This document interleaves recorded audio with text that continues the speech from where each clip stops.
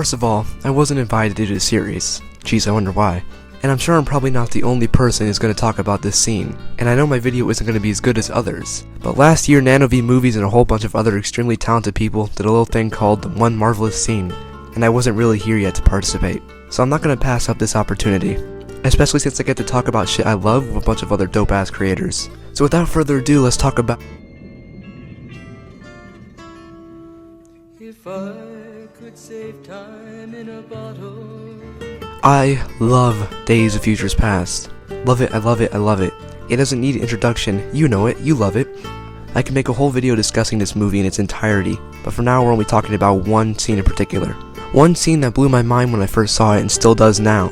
Quicksilver's time in a bottle. Quicksilver is the fucking best. He's funny as hell, his powers are something I only could dream of, and he's the highlight of these movies for me. I loved when he was introduced, and I shit my pants when he joined the team in Apocalypse. And I'm so happy he didn't get the treatment that he did in the MCU.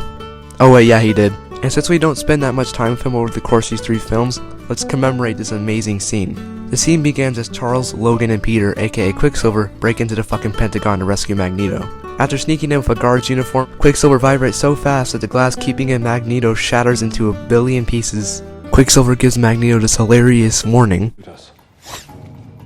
I know. That's what I'm waiting for. What are you doing? I'm holding your neck so you don't get whiplash. What? Whiplash. And then he rushes down a hallway filled to the brim with guards.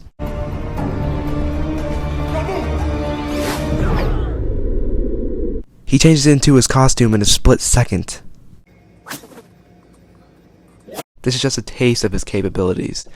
If the audience wasn't sold on him as a character in the first 5 minutes he was introduced, they will be now. They meet up with Logan and Charles only to be caught by several armed guards. The guns aren't metal so Max can't take them, and Charles isn't able to freeze the guards, which I'm not going to spoil why if you haven't seen the movie, which you should. Get on that right now. Max then begins moving pots and pans in the room as Charles attempts to stop him. The guards open fire when everything slows down. The camera shows that everything in the room is frozen in place almost, moving unimaginably slow. And when we pan over to our heroes, we see that all of them are frozen, except for Quicksilver. He adjusts his headphones and runs out the fucking wall. Jim Croce's time in a bottle complements the scene perfectly, as Quicksilver runs around the fucking room. The attention to detail in this scene is astonishing.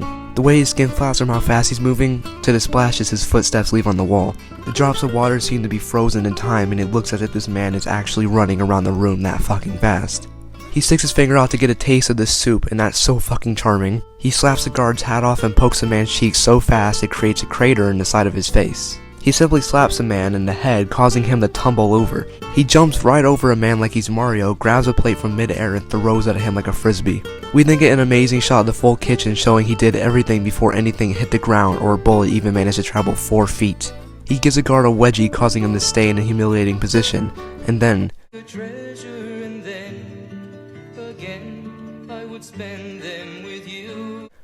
That's so fucking amazing. That's so funny. That's so wacky.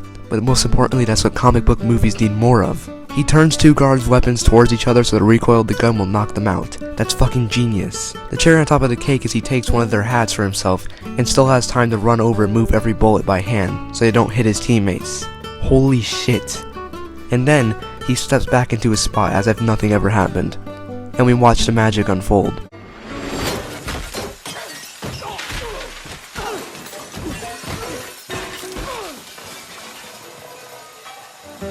This all takes place in 1 minute and 20 seconds for Quicksilver, but in less than a second for us. That's fucking awesome and that's why I love it.